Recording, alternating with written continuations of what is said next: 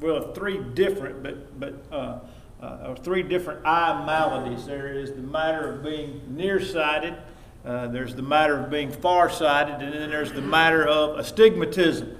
And then, of course, some people have one or the other plus astigmatism, and so that creates even more difficulties for them. And I know at one time, if you had astigmatism, that you couldn't wear contacts. You weren't allowed to wear contacts, and I'm glad that was never the case for me, because getting rid of my glasses was one of the best things that ever happened to me. Not having to wear those things all the time. But looking at these what's called spiritual eye diseases, and it notes some things. Says discouraged and discouraging people are convinced that their view of the world is true, and their inability to see life properly is evidence of spiritual eye disease. Now I want to stop right there just for a moment. We are finding that this is more and more and more the case in our country. That more and more people than ever have this convoluted idea that the United States is the source of all the world's evils.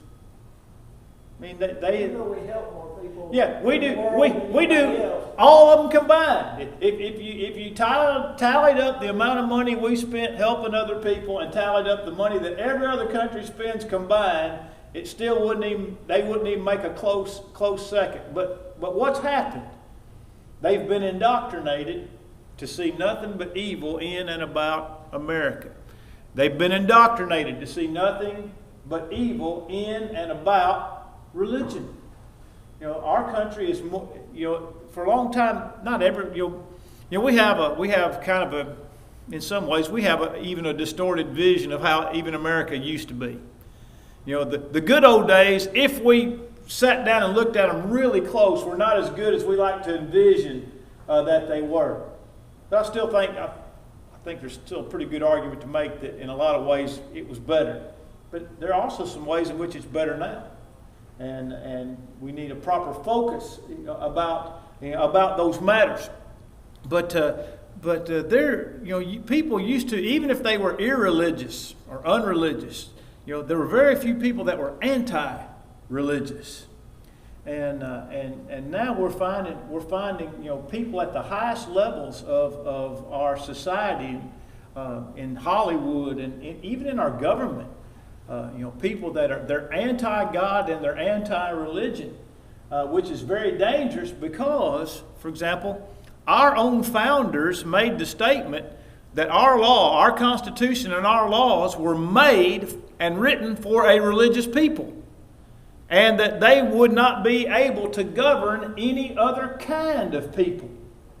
So, from the very foundation of our nation, our founders realized that we were a religious people and that they assumed certain good in everybody.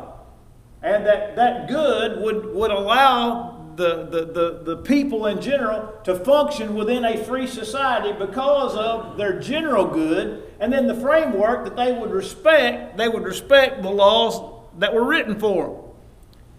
And yet now, people are anti-authority. They're anti-everything, and again, anti-religion, anti-God. And when you think about it, when you get those people in positions of power, interpreting the laws that were written by religious people for religious people, you're going to end up in a mess. You're on the money. In God we trust. Yeah, I mean, it is on the money. But it shows how religion permeated our society. And that people, even when they disagreed with one another, still believed that America was a good place.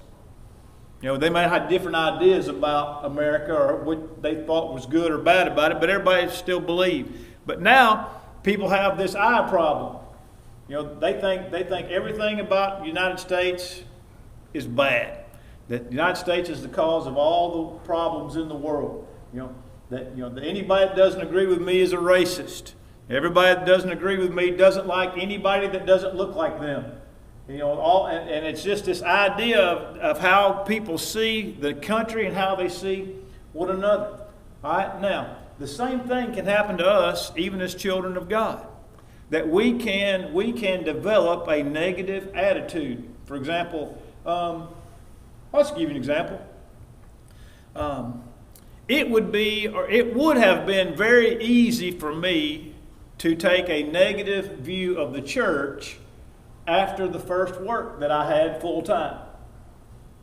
And Rhonda and I, we were hired. I was hired as an associate at a congregation outside of St. Louis, and but because Rhonda was pregnant with Shelby and there were some difficulties, we had to wait to move until after Shelby was born. So Shelby was born in January. We moved basically the first day of March in 1991. I gave up a good job. Rhonda gave up a good job. We gave up our first home, and moved from Nashville to St. Louis.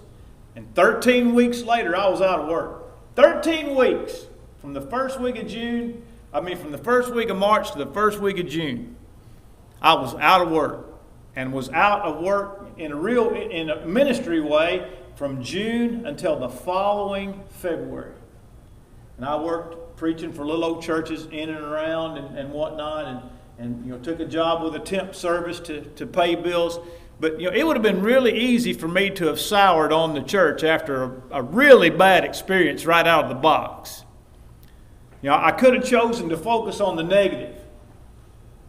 But during those first few weeks after I lost my job, there were some brethren in St. Louis that really reached out to me and encouraged me. The church at Pacific, Lehman Stewart was the preacher there. And Lehman was formerly an elder. He left the eldership to go into preaching in the St. Louis area. He served with Rhonda's grandpa, great man. And he made arrangements for me to preach or speak at a youth function up in Pacific. A month later, Steve Waller, who we used to help as a missionary in Indonesia, he was at West End in St. Louis. Steve Waller calls and says, "We want you to speak at our youth function, our summer youth series." So there were some people that were really, really good to me. And so, but of course, being raised the way I was raised, I always had a good view of the church. But it could have been easy for me to get sour, because I know a lot of preachers that have bad experiences and their whole view of the church turns sour, even though they continue to preach.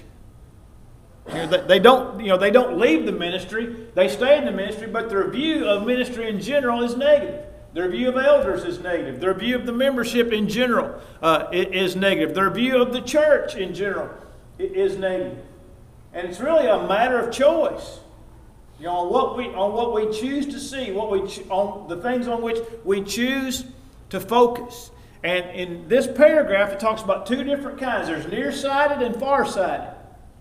And I thought this was a very interesting observation. In the second paragraph, nearsightedness and farsightedness are debilitating without proper treatment. And I got a little bit of both. I wear two different contacts. This is my looking eye, and this is my reading eye. That's true. I got a looking eye and a reading eye. But I'm not supposed to tell Jeff Harrison that when I'm getting my CDL and taking my medical exam. He says, "You can't tell me that, because that tells me you're a one-eyed driver." I said, "Okay, I won't tell you that from now on. We'll just skip that part." But I've got a little bit of both of that. And so, but again, fortunately, it's correctable. And so I'm able to do what I need to do. I need to see far off, and obviously with my job, I need to read. And so you have this short-sightedness. Spiritual short-sightedness occurs when a person has no compelling vision of the future that guides his actions today. In other words, he can't, as we sometimes say, he can't look through the eye of faith. You heard that term used before, looking through the eye of faith. In other words, to see what's not readily seen, to see what lies ahead, even though it may not be crystal clear to you. For example, Abraham looked through the eye of faith. He looked through the eye of faith when God said, "Get thee out of thy, from thy kindred, from thy father's house, and go to a land that I will show thee." In other words, pack up and move. And when you get where I want you to be, I'll let you know. But until then, you just start traveling. Now that's being able to look through the eye of faith. He did not suffer He did not suffer from simply being short-sighted, which, by the way, short-sighted means you can see things, or nearsighted means you can see things that are near, and far-sighted means you can see things that are far. And so Abraham was able to see down the road. But sometimes people have an inability to see down the road. In our studies today in town, we were studying Matthew chapter 8. And we study one chapter every week as we go. We're making our way through the New Testament. And at the very end of chapter 8, you have the situation where Jesus cast the multitude of demons out of the two men. And those demons said, "Permit us to go into the herd of swine." Which Jesus said, go. And they did. And then what happened to the swine? Yeah, ran down the hill off a cliff and into the water and drowned, perished. But then the people that saw the pig saw that happen, which, by the way, they certainly knew the two demon-possessed men, because the Bible says no man could tame them. I'm sure they were probably pretty well known in their area. Two guys that you can't handle, two guys you can't put your hands on because they'll tear you limb from limb. With just wild men. So they're pretty well known. So they knew what kind of men those men were. Then they saw what Jesus did, and the demons went into the swine. The swine run and rushed headlong off the cliff and perished in the water. So then they go and they tell everybody in town what they've seen, and what is the response? What is the response of the people in town? What do they say to Jesus? Get out of town. Please get out of town. So they begged him to get out of town, depart from our region. Now, why did they do that? Fearful, I would imagine, but as what we're talking about, they couldn't see what was in front of them. That's right. They all they could see, especially the guys tending the swine, all they could see was they had suffered loss. And the rest of the town said, "Man, this guy's bad news. We got to get rid of him before the rest of us suffer loss." Right? So all they were able to see was right there in front of them. I've lost my pigs. What couldn't they see? Could have gained a Savior. That's right. They lost some swine and could have gained a Savior. That's exactly right. But their short-sightedness did not permit them to see beyond their immediate circumstances. So that's spiritual nearsightedness. They couldn't see past the loss to recognize the gain that lie before them. What about rich young ruler? Same case? Matthew 19? Good master, what should I do to inherit eternal life? Well, you know the commandments. Honor your father and mother. Don't commit adultery. Don't steal. Don't bear false witness. Keep the commandments. Well, all these I've kept from my youth up. What do I lack? What do I lack? If you would be perfect, go and sell all that you have. Give it to the poor. Take up your cross and follow me. And you will have what? Treasures in heaven. What happened to him? Went away sorrowful. Why? Because he was rich. Because he had many possessions. What could he see? What was all he could see? What was the only thing he could see in Jesus' response? What could he see? Being poor. That's all he could see. What did he miss? That's right. Having true riches in heaven. I mean, Jesus promised it to him, but he couldn't see it. And so his nearsightedness caused him to miss the glory and the riches that truly lie ahead of him. Now, same chapter, Matthew 19. After this account, Jesus says how hard it is for those who are rich to enter the kingdom of God. So then Peter makes this statement in verse 27, beginning through verse 30. He says, "Lord, we have forsaken all and followed thee. what do we get? What do we get?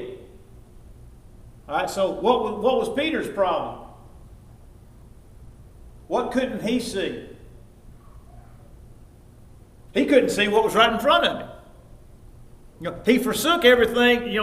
They left their nets and they followed Jesus, right? Matthew chapter 4, Luke chapter 5. They saw the big picture. They left their nets, they left their boat, they went and they followed Jesus. But in the course of that, they lost sight of what they had right in front of them. Because this is Matthew 19. This is a long way down the road, y'all. This is nearly 3 years down the road. And Peter doesn't see what he's got right in front of him. He's been farsighted, and he's lost seeing what he has right here. And so, we can be challenged in a variety of ways with our vision when it comes to the eye of faith, but also at the same time being able to appreciate what we have in this life. Now, Todd, sir. Do you reckon that they still thought that it was going to be an earthly kingdom? Well, I know they thought that. It's still in their mind at this time. I know they thought that, but I don't know that that's what he had in mind when he asked that question. So I don't know, but I do know he couldn't see what was right in front of him. And then Brother Johnson says that the farsighted person is unable to see the good in his present circumstances and closest relationships. And that's why I use the example of Peter and Jesus as far as closest relationships. All right? Now, think about it. Who would be a person who, no matter what situation he was in, managed to see the good in it? Give me a Bible character that no matter what situation he was in, he managed to see the good in it. I got 2 in mind. 3 actually, but give me one. Paul. What about Philippians chapter 4? I know how to be hungry. I know how to be full. I know how to have everything I need. I know how to be in want of what I need. But no matter what my circumstances, I've learned therewith to be content.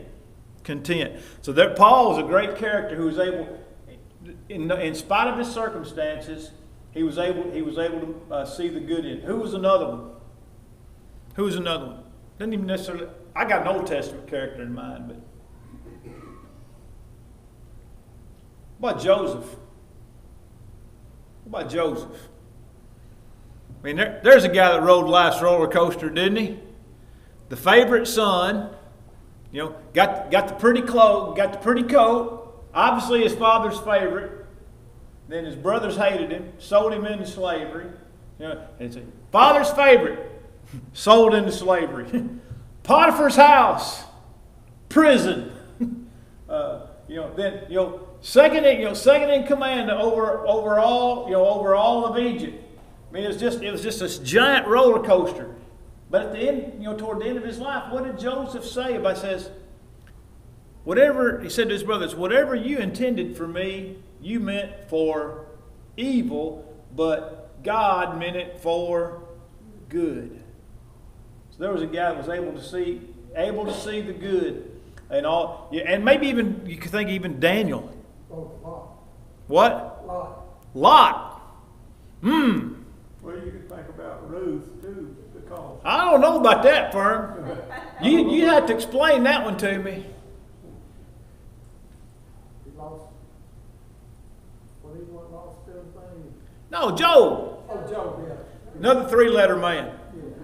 Different 3-letter man. Now, you don't have to explain that one to me. Job. Job, absolutely. A guy that was able to see good in bad circumstances. Especially at the end. Anybody got another one before we move on? All right, let's go down to the bottom, page 67. Learning to focus. Talking about astigmatism. And the inability to focus. And then at the top of page 68, it talks about going from 67 to 68. The ability to focus is a key skill needed by a good encourager. It says, many kinds of stimuli vie for people's attention, but individuals are free to choose what they will concentrate on. I can give you an example. I could show you an image with a lot of different things on that image. But if in the course of showing you that image, where are you going to focus? You're going to focus on what I tell you about, right? Here's a group of people say, now look at this picture and look at that woman in that red dress. All right. So as soon as I say that, your natural inclination is to do what? Focus on the woman in the red dress and put away all the other, which is technically it's called noise. Anything other than what you want to see is noise. Have you ever looked at anybody else's pictures from maybe years ago? It's funny that everybody will look at different. That's right. areas. Yeah, everybody. Yeah. For example, I'll give you an example. Perfect example of this. This last family reunion we had was our 50th. All right. So we had kind of a special deal. We set up a big table with a lot of pictures, old pictures of our grandparents from the 1800s, and there was a picture of my great grandmother, and who was a Greg, by the way, raised right up over here. My great grandfather, Clyde Burleson, who was raised up over here by Buddy Hatchie. And then all the sons and daughters, 8 of them. Now, when I looked at that picture, I'll just tell you, my focus went immediately to my grandpa. See, I'd be looking at your clothes and what's behind them. But I'm not looking at that. Right. Because my grandpa Burleson is the most important person in that picture. But you know what? Other members of my family look, and their grandpa or their grandma was the most important one in that picture. And so what we choose to focus on, but if I direct your attention to, let's say that we were all related and we all have grandpas and grandmas, but I say, look at great grandma's shoes. Everybody's attention is going to be focused right there, right? Because when I draw your attention to it, and then everything else, becomes noise. And so we have to learn how to focus on things that are good and proper and true, and that takes practice. To see the good, to see the positive, to see the opportunity to be an encourager. And it talks about in this first full paragraph, Stephanie, how many things are there to look at in your classroom? Jennifer, how many things are there to look at in your classroom? Probably too many to count, right? I mean, it could be anything from a little word or a saying, or be kind, stop talking, whatever. And there's a million things in your classroom at any given time, but you have to direct your students' attention to one thing, and help them to. And then, of course, a lot of times kids have a hard time focusing. No cell phone. Yeah, no cell phone. Yeah. If you could teach using a cell phone, you could teach any kid anything, I reckon. But the difficulty is focusing that attention in the proper place, for a particular length of time. And so again, the same thing goes for us. Then you look at, in the second paragraph, it says, now narrow the scope of possibilities to 2 things. What is good or what is bad?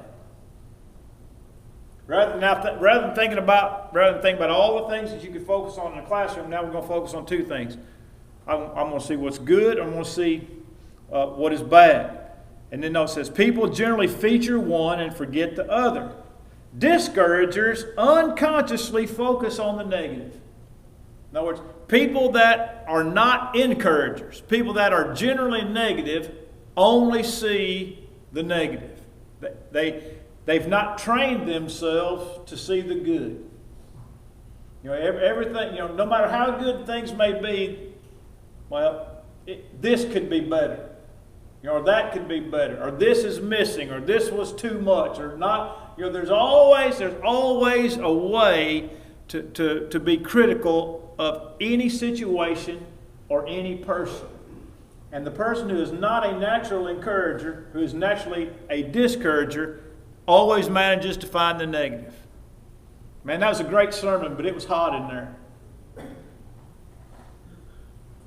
Right? In other words, it can't be just right. It was a great sermon, it's hot in there. Or this or that. So learning to focus on the positive. Now, look down at the third paragraph. The third paragraph says, why are most people unskilled at noticing the good around them? It says, it's because our modern culture is mistake-oriented. You know, how much good information is there in the news? And by the way, it doesn't matter what channel. How much good information. And it doesn't matter if it's national news or local. I mean, what is the news? The news is everything that's happened around you that's bad. Dirty laundry. Yeah. So our attention is drawn naturally. You know, what do we say? How do we describe things that we see that we can't take our eyes off of? It's a train wreck. That too, yeah. Yeah, that's right. You can't take your eye off of it. Well, you know, it's not something good, it's a train wreck. I couldn't take my eyes off of it. You know, by the way, if you've never seen a train wreck, it's quite a sight.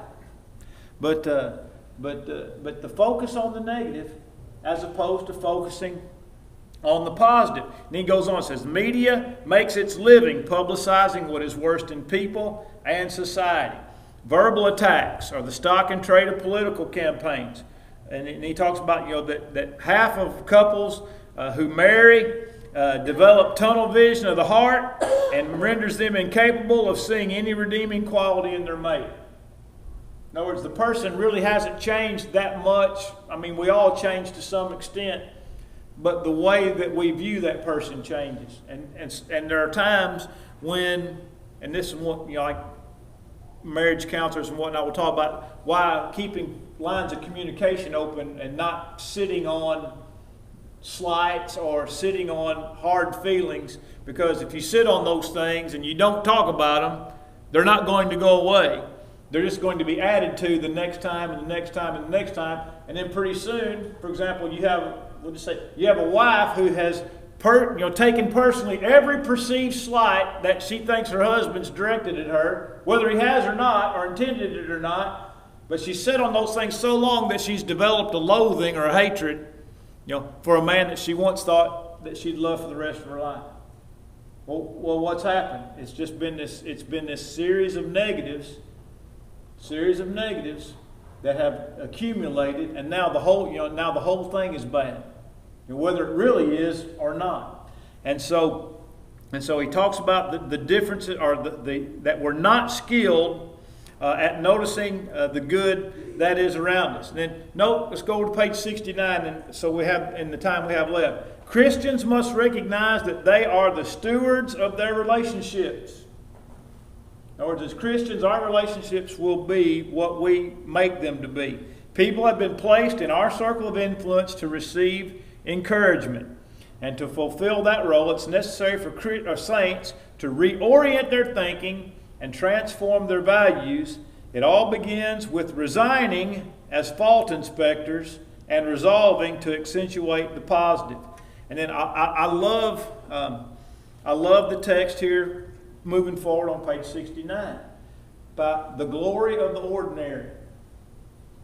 All right? For 6,000 years. For 6,000 years, what has been woman's two highest callings? What has been a woman's two highest callings? Wife and mother. For 6,000 years, that's what it was. That every little girl wanted to grow up and be a wife and a mother. And society said there is no higher calling than these. Right? And society is right. Right? But now what's the two worst things, according to our society in America, what's the two worst things that a woman can be? A wife and a mother. Because rather than being empowering and liberating and productive, those things are now seen by society as being restrictive and binding. You can't have a career if you have children. If you want to be a lawyer and you want to be a top-notch lawyer, you can't marry and have kids. Because you can't have kids and dedicate yourself to your career. That's just the way. And by the way, that's true. That statement is true. You can't get to the top of your field and properly raise your kids. I mean, in things like I said, like being a lawyer or being a research scientist or whatever person might choose to be. Like on the news the other day about the women making lawyers and more women than the University of Alabama making lawyers, you know what I mean? Yeah. Mm-hmm. There's more women in the medical field today than there are men. Yep. They're making doctors. Yep. Veterinarians as well. Veterinarians as well. But it's going to be hard to be a top-notch lawyer and to be a top-notch vet and to be a top-notch doctor and be a mother. And what you find is that women, that's one reason you see why women are putting off these things, childbearing, till later and later and later in their life, because they're in pursuit of what the world has told them is the most important thing. And they find out, you know what, I get to the top of my field in law and I'm still not, there's still a big hole there. I'm a doctor and I have my practice and I have all this, but there's still a hole there. Well, there's a hole there because of the way God made us. That's just the way that it is. And of course, then many times they wait too long, and that hole's never filled. And so, but what's happened? We've allowed our society to mess with the way that we look at life, and what's really important. And so I love the idea. It says, seeing the glory, and this is not meant as a slight at all, but seeing the glory in the ordinary. Ordinary just means the everyday. It doesn't mean that there's anything negative about it or lessened. It just means the things of every day. How many people can glory in the ordinary? How many? I'm fixing to go, Lord willing, in the morning. I'll go to PTP. And I will see literally hundreds and probably thousands of women of all ages who have chosen the glory of the ordinary. Be a wife and a mother. That's all. That's all they've ever aspired to be. The glory of the ordinary. Think about. Let's change gears. What about worship? The glory of the ordinary. Drag some of these charismatics into one of our worship assemblies and let them sit and watch, and what are they going to say? What are they going to say? Boring. No electric guitar, no light show, no dancing. Boring. Well, is it? It is if you've not been trained properly. But I don't find anything dull or boring about worship. The glory of the ordinary. Think the Lord's Supper. How much more ordinary is it than grape juice and unleavened bread?